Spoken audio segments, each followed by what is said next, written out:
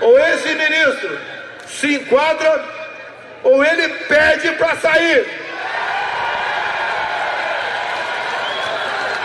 Sai, Alexandre de Moraes!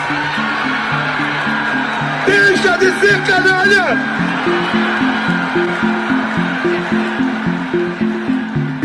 O dia 7 de setembro de 2021 foi um dos momentos mais tensos do governo Jair Bolsonaro.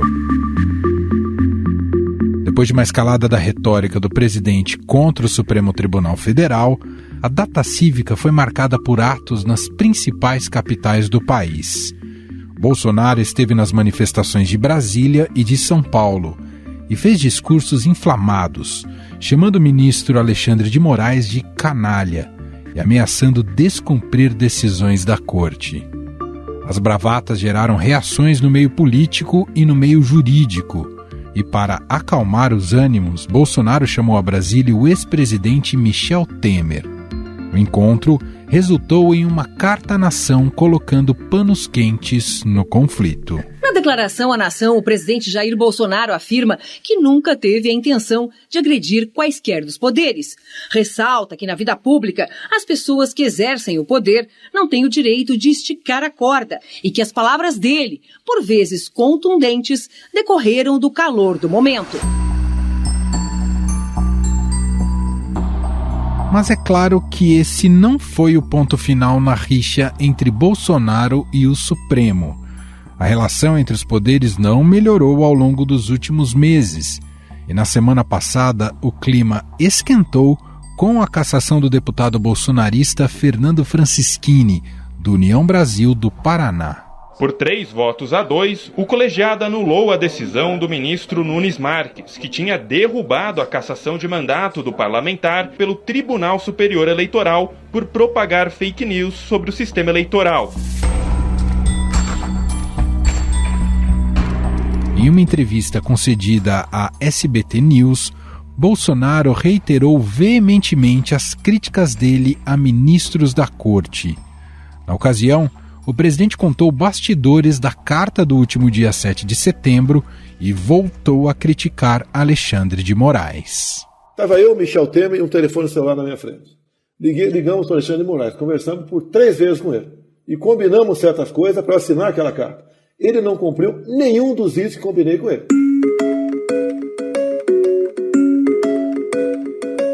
Mas Bolsonaro foi além. Ele disse que apoiadores dele já organizam uma nova manifestação para o 7 de setembro deste ano, poucas semanas antes das eleições. O que está sendo organizado, por exemplo, é um 7 de setembro, onde a presença do povo estaria dando uma demonstração de que lado eles estão. O lado da lei, o lado da ética, o lado da Constituição, da democracia, contrário à ideologia de gênero, contrário ao aborto. Eles querem eleições limpas, transparentes.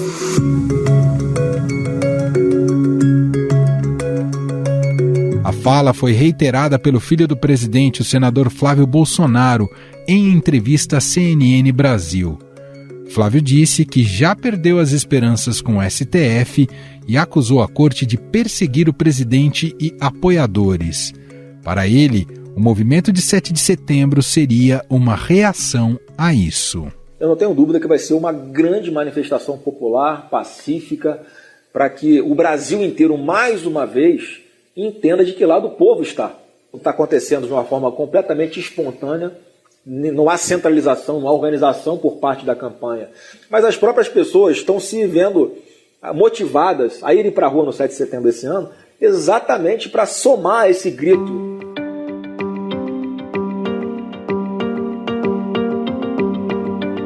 O que Bolsonaro e a família começam a perceber é que a decisão do Supremo é apenas uma demonstração do que a Corte é capaz e pretende fazer este ano para combater a desinformação.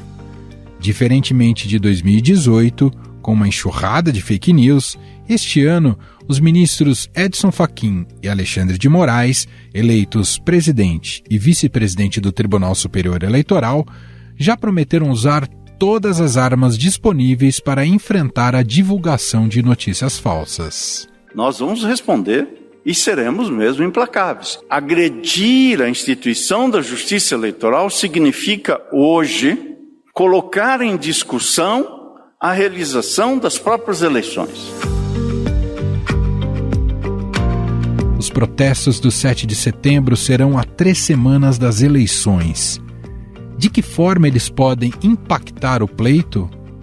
Caso Bolsonaro esteja numa condição muito desfavorável nas pesquisas, esses novos atos podem romper com a nossa estabilidade democrática?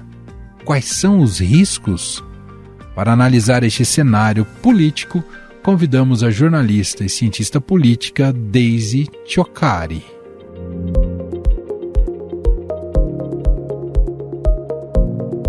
Olá, Daisy, tudo bem? Seja muito bem-vinda e obrigado por ter aceito aqui o nosso convite. Imagina, é sempre um prazer falar com vocês, ainda mais nesse momento que merece tanto debate, né? Precisa de debate. Sem dúvida nenhuma, Daisy. O presidente Jair Bolsonaro já começa a inflar a sua base para um novo ato no 7 de setembro. Nós vimos o que isso representou no ano passado e alimentou o golpismo ali por parte do presidente, especialmente porque a pauta, tanto daquela manifestação quanto dessa, tem ataques novamente antidemocráticos, né, ao judiciário e também questiona a lisura do nosso processo eleitoral.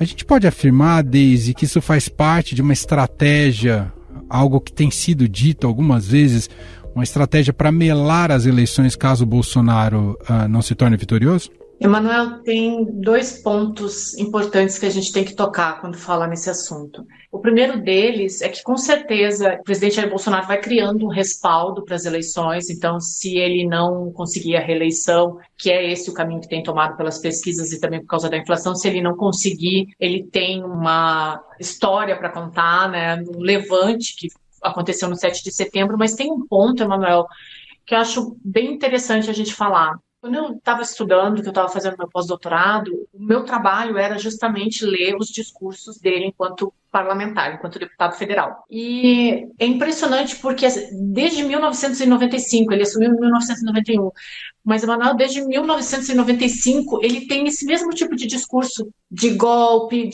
era um negócio impressionante. Assim, se tu olhar todas as notas taquigráficas da Câmara dos Deputados, todo final do mês de março, o presidente Jair Bolsonaro começava com o mesmo discurso, tem que fazer uma rebelião, tem que ter um golpe, a gente tem que se rebelar contra isso que está aí. Então, quando a gente fala que a gente tem hoje no cargo da presidência da República o mesmo deputado federal, não é um exagero, não é uma figura de linguagem, porque ele usa isso desde que ele era deputado lá em 1995.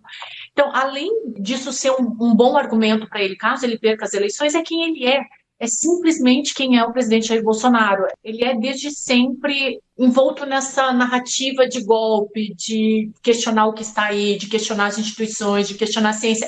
É isso desde sempre. Isso é muito interessante que você traz aqui pra gente, Daisy, porque muitas vezes tem-se essa impressão que esse lado do Bolsonaro só nasceu com a presidência e o fato dele estar no Palácio do Planalto. E não, ele já tem esse discurso antidemocrático pré-presidência da República. Quando ele assumiu a presidência, a primeira pergunta que me faziam era: ele é assim mesmo ou isso é uma estratégia? Eu falava, gente, ele é assim. Só que as pessoas achavam que não, que era uma estratégia. Não, o presidente Jair Bolsonaro sempre foi, e assim, eu não gosto de usar essa palavra, mas eu não vejo uma outra para utilizar aqui, mas ele sempre teve esses destemperos antidemocráticos. Então, não é que é uma estratégia elaborada por uma equipe de comunicação para insurgir uma bolha bolsonarista. Não, é quem ele sempre foi. Só que eu sempre costumo falar assim que o grande mérito do presidente Jair Bolsonaro é que ele conseguiu aglutinar em torno dele alguns ismos que estavam soltos na política brasileira. Então, o autoritarismo, a misoginia, o discurso mais agressivo.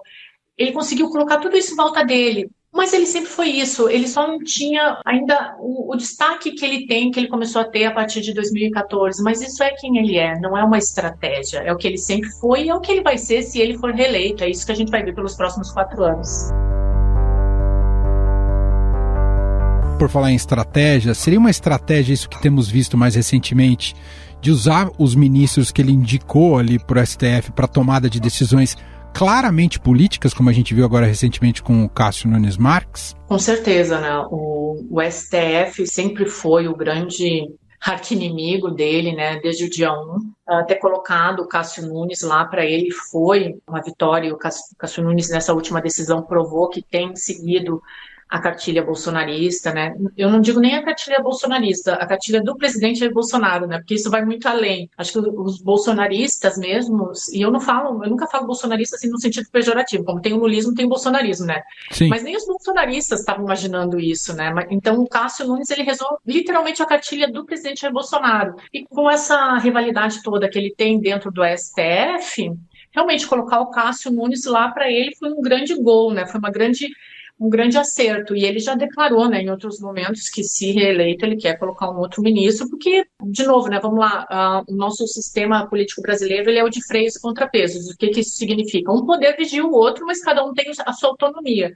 A partir do momento que tu vai colocando um pouco da tua doutrina dentro de um outro poder, tu vai tirando um pouco da independência desse poder, né? Todos os ex-presidentes tentaram fazer isso com mais ou menos incisão, mas isso é uma prerrogativa do presidente Jair Bolsonaro, que já deixou muito claro que quer sobrepujar o STF, né? Agora, a depender do estágio do Bolsonaro nas pesquisas, atualmente já não é bom, né? Pensando nesse novo 7 de setembro, que vai estar a menos de um mês das eleições. Um ato como esse, né, dada essa proximidade das eleições e o tamanho do desespero que pode estar a campanha do Bolsonaro, um ato como esse pode se tornar ainda mais imprevisível? Com certeza. Um ano eleitoral é sempre o ano mais dramático do período democrático.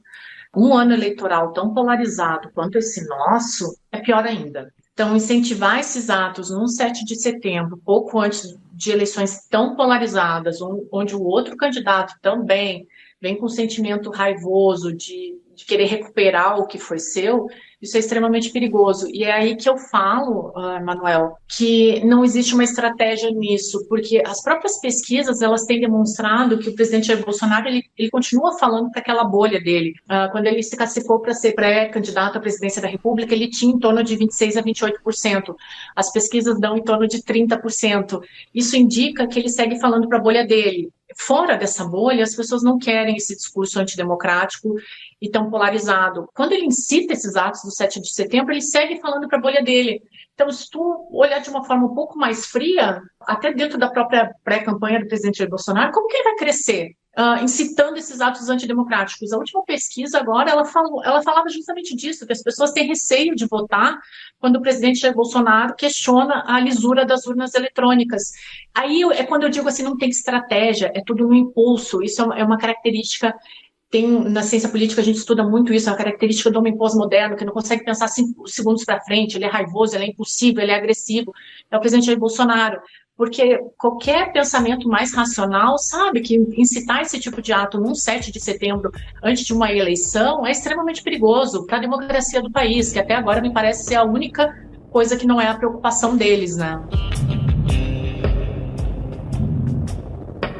Agora, se ele tem pouco espaço para crescer, né, e vai colocando barreiras em relação a esse crescimento nas pesquisas, tem um contexto brasileiro, especialmente na economia, que não é muito positivo, né, e há uma agenda negativa em torno dele. Ele pode derreter a ponto de, novamente, outros candidatos terem esperança de furar essa bolha? Você vê um cenário possível para isso ou não tem jeito, é mesmo Lula e Bolsonaro para essas eleições? É Lula e Bolsonaro. Eu estudo política há algumas décadas aí, e eu nunca vi uma eleição tão polarizada. Eu acho que desde a abertura democrática a gente nunca teve um cenário como esse. Sabe, Manuel, que lá no início do ano passado, eu tenho até algumas gravações assim, de abril e maio de 2021, que alguns colegas jornalistas me perguntavam, e aí, o surgimento da terceira via? Na época eu lembro que se cogitava até uma Mandetta. Então, a gente não vai ter terceira via. Se o Lula realmente for, né, naquela época a gente ainda não tinha certeza, mas se o Lula realmente for para a eleição, não tem, é Lula e Bolsonaro, porque são dois dos maiores personagens políticos populistas da história do país. Não tem como alguém furar essa bolha. A gente nunca teve num momento tão polarizado e a gente nunca teve uma interferência de mídias sociais e WhatsApps e Telegrams, a gente nunca teve isso tão forte e as pessoas estão vivendo esse momento de polarização. E quando eu digo isso, é porque todas as pesquisas têm indicado isso. Então não tem como furar essa bolha, vai ser Lula e Bolsonaro.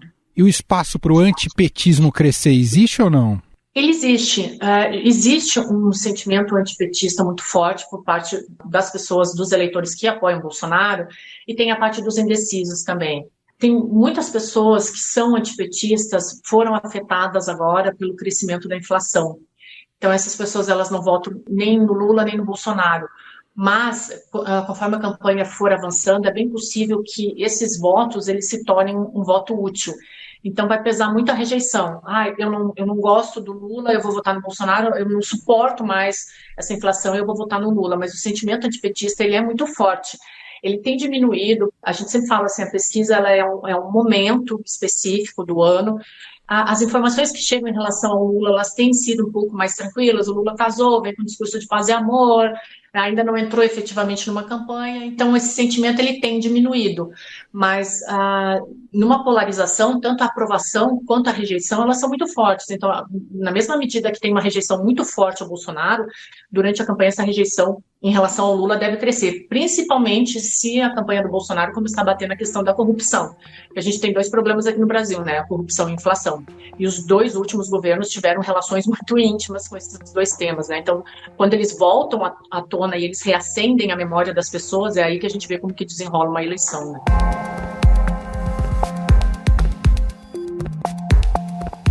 E você falou, né, dessa falta de estratégia, né, e de mais de impulsividade, porque radicalizar, como ele, enfim, continua radicalizando e já projeta um 7 de setembro, isso, no final das contas, não sei se você concorda, essa paranoia do golpismo empurra as pessoas para uma lógica de evitar o pior.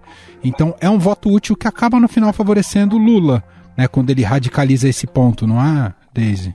Com certeza, porque se ainda o governo Bolsonaro ele tivesse dados econômicos para mostrar, tudo bem, a gente lembra aqui que quando o que derrubou realmente a popularidade da ex-presidente Dilma Rousseff foi quando a inflação começou a subir. O presidente Bolsonaro ele tem esse ponto da inflação, eu sempre falo isso, Emanuel, eu acho que numa análise muito recente, assim, muito preliminar, se 2018 foi a eleição da Lava Jato, 2022 vai ser a eleição do boleto pago. Então, se o brasileiro não conseguir pagar o boleto, o presidente Jair Bolsonaro vai ter um belo de um problema, porque essa conta é dele. A vida está mais cara e quem vai pagar a conta é o presidente. Some-se a essa insatisfação o fato dele ficar insuflando a população a reagir no momento em que está todo mundo desesperado e só preocupado se vai conseguir pagar a gasolina, se vai conseguir pagar a escola do filho, se vai conseguir colocar comida na mesa. Olha o preço da carne.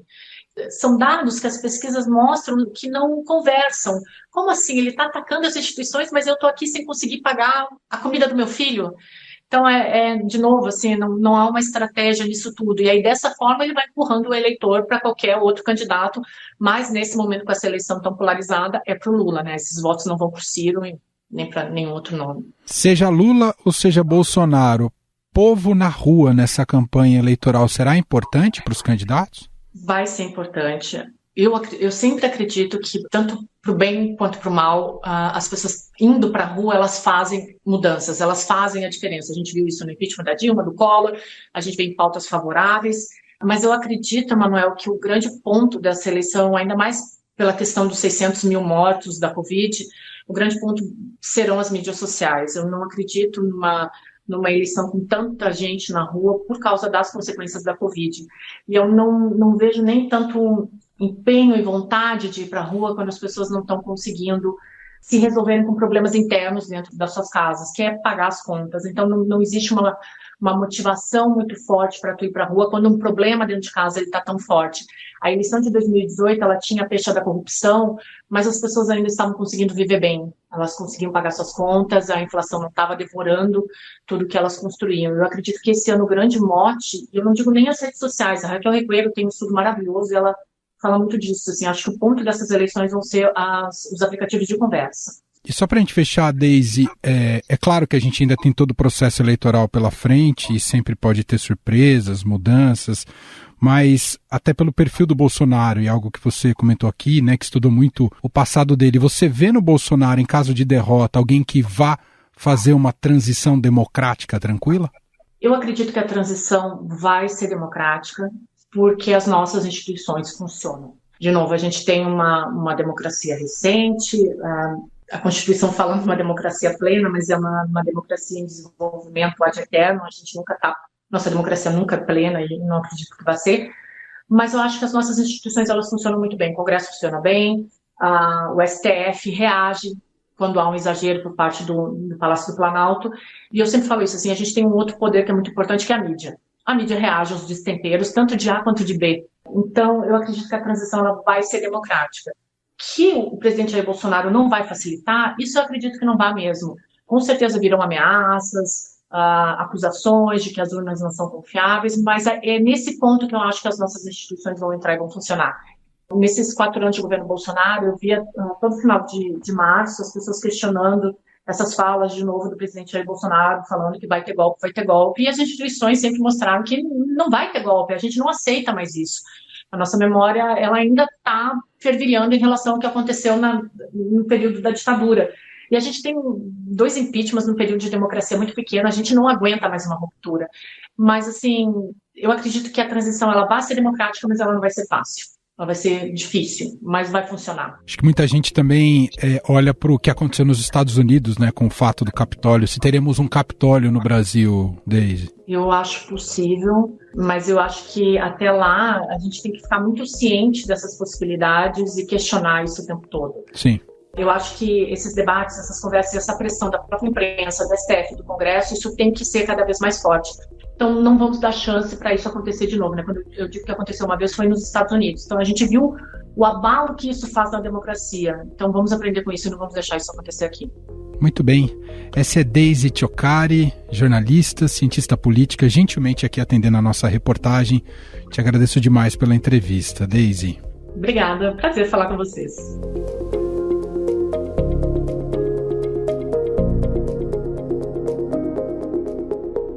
Estadão Notícias. E este foi o Estadão Notícias de hoje, segunda-feira, dia 13 de junho de 2022. A apresentação foi minha, Emanuel Bonfim.